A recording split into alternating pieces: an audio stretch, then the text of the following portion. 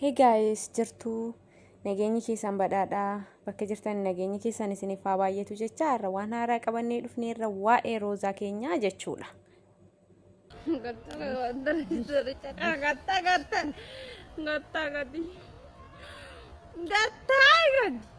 Kuni main.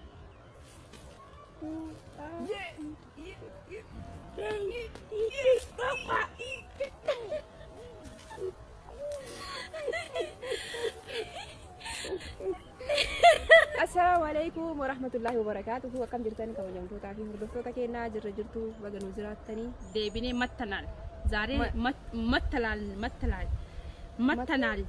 mattanal ay zaare nigibano zaare algabab zaare algabab lagaba caras kot algibam Eshi akasi kabajamtoota fi hordoftoota keenya salaamata gaafadhu. Assalamu alaikum warahmatullahi wabarakatuh. Hordoftoota fi kabajamtoota keenya jirtu isin jenna. Baay'ee isin jaalanna, baay'ee isin kabanya, isin marti keessanuu warra amantii biraallee akkam nagaa qabdan isin jecha. Mudhiin dhukkubaadha. Hayyee tarsaa viidiyoo waraabaa jirra. hin dagadhee ba. Kanaafuu hadha deebinee dhufnee jirra. Maaliif deebitanii dhuftan jechuu keessan hin oolu. Salaama gaafadhume. Assalamu alaikum warahmatullahi gaafadhu. Assalamu alaikum warahmatullahi akkam jirtan hordoftoota keenyaa jirtu baganuu jiraatanii deebinee dhufnee jirra. Anaaf Roozaanii qaldiidha. Duraan qaldiitti jirra. Yeroo takka yeroo akkas hin jira mikaa nama bubbuhaarsu akkasii isin bubbuhaarsu jechuudha. Anaaf Roozaan deebinee dhufnee jirra. Maal qabattanii dhuftanii jettanii nu eegaa jirtanii maal taatanii viidiyoo gannuu dhiiftanii Roozaan maal taate Roozaan tasgabbootii akkam taatettanii nagaafataa jirtanii jechuudha.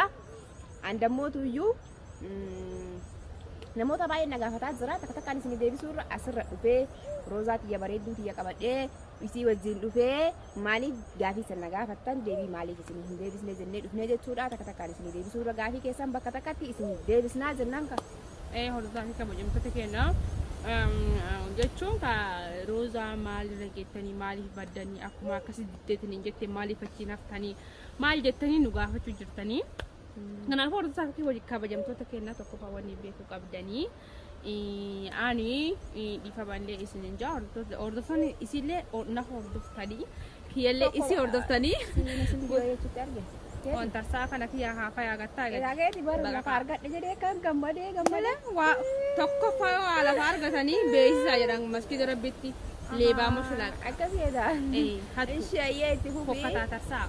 Kanaafuu hordoftoota fi kabajamtoota keenya Roozaa dhiifamallee waan isiniin jechuu isiniin jedhuuf wallahi laazim hordoftoota fi kabajamtoota keenya tokkoffaa irratti warri na jaallattanillee warri na kabajanillee warri na hin jaallannillee hundumaan keessanuu warri Roozaa akkanaa maal taatee maaliif Saidoo dhiiste jettanii hedduu takka aartanii hedduu takka yeroo tana wajjin boottanii Roozaa gowwaa jazbaa jettanii na arrabsaa turtanii Waan jaallatanii arrabsan malee waan hammeenya biraatiif sin arrabsanii. waan na jaallatanii waan na arrabsitaniif illee anumaaf jettaniiti malee ofii itti heerumuufi miti. Isin maantunuu bakka gaarii haa qabattu bakka gaarii haa arkattu jireenya gaarii haa jiraattu jettanii naaf hawwitanii na jaallattaniiti malee ofii keessanitti heerumuufi miti. Hedduu takka naaf galatooma. Baay'ee isin jaalladha baay'ee takkaan isin kabajaa gootummaan keessanuu hordofaa fi kabajaa. Tole hordoftoota keenya akkuma argitanii turtan kana Roozaan gammachuu qabdi fayyaa isheeti. Isheen fayyaa ta'uuni fayyaa keenya hundaadha jedhee yaada. Ijoollee keenya hundumaa ijoollee keenya kan Oromoo hundumaa fayyaa Roozaadha fayyaa keenya akka ta'edha kan nutti dhaga'amu. Gammachuun Roozaa gammachuu keenya akka ta'edha.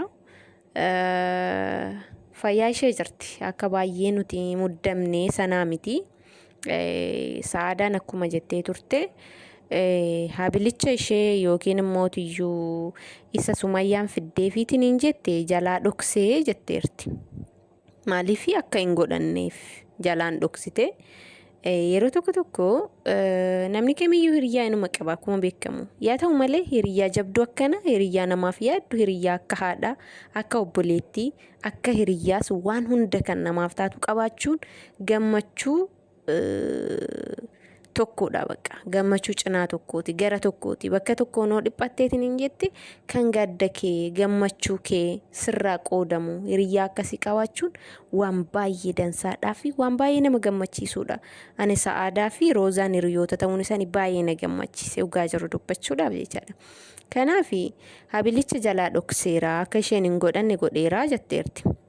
Kaleessa immoo akka tasaa taatee lafa dhooftee turte Roozaan miilli ishee xiqqoo ishee hin miliqee laali warroonni faallaa ishii ta'an warroonni Sumayyaa deeggaran warroonni Roozaa jibbaniitiin hin jedhan baay'ee gammadanii gammachuun hin jirretti dhagaameenii jechuudha.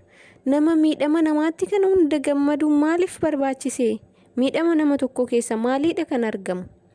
Gammachuun nama osoo nama gammachiisiise akkasuma gaddi nama osoo nama gaddisiise iddoo ishee sana ofii keetii buutee osoo ilaalte jedhanii osoo yaadanii dansaa ture. Inni biraa namoonni baay'een na arrabsitan jetteerti Roozaan jechuudha. Gowwaa jazbaa fa'aa jettanii na arrabsitu kana kan naan jettaniif gatii na jaalattaniif jetteerti. Baay'ee naarreeyyuu Roozaan nama gaariidha jettanii waan yaaddaniif Sa'idis nama gaariidha abbaa manaa ishee osoo ta'ee hawwii keenya hundaa gammachuu keenya hundaa fedhii keenya hundaa waan jettanii yaaddaniif akka obboleettii keessaniitti waan na ilaaltaniif malee ofii keessanii itti heerumuuf miti Sa'iditti.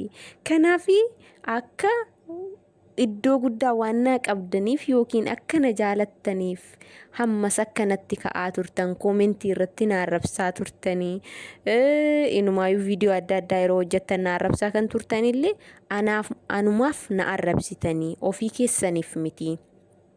Iddoo gaarii kana maaliif hin qabanne jechaadhaaf natti kaatan malee ana jibbitanii akka hin taane naa galee jira. Baay'ee galatoomaa. Inumaayyuu dhiifama isin gaafachuu barbaada osoo isin hawwii akkamiitiin abdii akkamiitiin na eegdaniitiin hin jettan proogiraama keenya kan balleesse anaa fi Sa'idoon adda deemneerra nuti adda deemne haa jennu malee midhaanii bishaan namaa bakka jiru rabbumaatu beekaa namaa miti. Ati wanta wayii hin godhu yoo jettes hin godhas yoo jettellee bakka midhaanii bishaan kee jiru hin hanqattu. Hireen qooda rabbiiti. Akkuma Oromoon jettu sana hireen keenya yoo walitti jiraate biddeenni keenya yoo walitti jiraate yaa'u akkuma isin nuuf hawwaa turtan wajjin ta'uun keenya hin oolu. Amma kanatti garuu abjuu waliin wal fuudhuu lakkisnee jirra akka keenyatti dhiisnee jirra. Waan rabbi jedhu hin beeknu. Du'aayii nuuf godhaa amantuma keessaniin kadhannaa nuuf godhaa tsalootii nuuf godhaa du'aayii nuuf godhaa jechaa jirti. Anaaf namoonni hundiniyyuu yaa'u biddeena isaanii akka tokko godhu du'aayii gochuuf hin dagatina kadhannaa gochuuf hin dagatina isiniin jecha. Namoonni akka koo gammaddan mootiyyuu yoo jiraattan koomentii barreessuu hin dagatina like share subscribe gochuus yaa'u dagatina maatii ta'a. Na hudhaara wanti nyaataa rubaayizawee gaa'is nyaata haasawuun xiqqoo ishiin ulfaata. Wallahi qallaali ulfaatu nyaata haasawuun hin kabbada. Namoonni yaaltan jirtanii laata akka koo ogaa rabbi. Kanaaf kan misaa har'aana nyaachise mootiyyuu Roozaa fayyitee argeennaan hin gammadeetu maaniin kanan misaallee nyaachaa jiru. Akkuma argitanii misaa kooti. Osoo gammachuun natti hin dhagaamne ta'e nyaadhuyyuu ture misaa makanaayyuu jechuudha. Garuu nyaadhu hin jedhamu maaliif garaa keetiif nyaatta akka ofirraan miidhamnee fi gaafa gammachuu dhageessuun mootiyyuu nyaanni ati nyaattu sunillee sitti tola atiraakti si gochaati kan ati nyaattu. Kanaaf dhuftee filafiitii keenyatti fuuldura keenyatti gammachuu ishee Roozaan keenya ibsachuun konfidensii guutuun nu afoo dhaabbattee akka waanyoon ishii falfalli ishii miqqanyaan ishee mataa gadi qabatutti dhuftee kolfuun ishee afaan isheetiin dubbachuun ishee fayyaa ta'uu ishee agarsiisuun ishee nuuf waan guddaadha, gammachuu guddaadha. Baguma fayyaa taateenaan ammas nageenyi kee sifaa baay'atu, bakka jirtutti ammas fayyaa ta'e, falfalli kee mataa gadi haa qabatu. Har'ammoo fillafiitii keenya baatee hojiin akkana goddanyaa ofii wajjin saadaa wajjin taphattee kolfitu laalka waanyoon isii mataan ishii gadi cabee gadi gaddite du'aa jirti barra. Warroonni nafxanyitti jala fiigullee gadi mataan isaanii gombifamee na du'aa jiran bee. Kanaafi waan barbaade ilmi namaa dalaguu danda'a. Akkuma jedhame falfalas dalaguu danda'a. Kuni seexaana, kuni gizaawii nagariidha. Yeroodhaaf malee homaa hiika wayitiyyuu hin qabu. Kanaafiyyuu tawakkaltuu yoo qabaattaniitiin hin jettani wanni dhufu tokkollee hin jiru. Tawakkaltuu qabaadhaa. Ani tawakkaltuu qaba osoo waan barbaadde goote wa tokkoyyuu nan godhu jetti. Waan isin ajaa'ibu konfidensiin ishiin qabdu rabbii ofii irratti isin ajaa'iba ba'uunatti isin hawwisiisa. Kanaafi kuni ani seexaanni maan na godha waan barbaadan baatanii oonatti fidaniitiin hin jedhan ani rabbii koo qaba maan na godha. Seexaanni abbumatti deebiti. Gaafa tokko yoo waan hin taane namaaf yaadaniitiin hin jedhan gara abbaatti deebi'uutu malaa. Kanaaf jireenya keessan keessatti waan gaarii dalagaa. Amma isheen anaaf na godda'uuf waan akkasii ka dalagde alhamdulillah kunoo ani naguma koon jira jetteerti. Gammachuun qaba, nyaadhee dhugaan jira, kolfaan jira goddanyaa koo wajjini. Kanaafi namoonni waan akkasii dalagdanii ishee goddaana jettan isiniif hin taane, akka isiniin tasaakka'in asumaan laalaa argaa. Kana kan taasise mootuyyuu ani tawakkaltuu rabbii kiyya waan qabuufi namni rabbii ofii qabateetiin hin jedhe wannummaan kamiyyuu isa hin danda'u.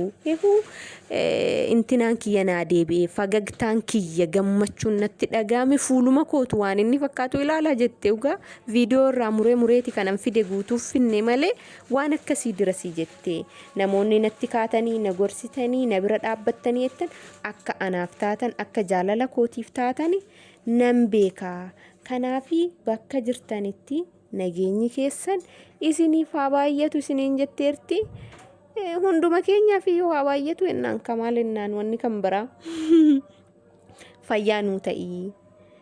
Haaluma kanaan itti fufii hojii kee hojjadhu. Kan yeroo biraatiif mootiyyuu jiila sii haa ta'u namatti hin dhiyaatini nama namanini nama koottu siin jedhu hundumaayyuu akka daa'ima bilbila qabattee hin fiigini yeroo kan biraatiif jiilii jennaan nuti illee ka goddanyaa ta'e malee iddoo kamiyyuu hin deemini yoo deemtes bilbila haaraa illee hin kaasini.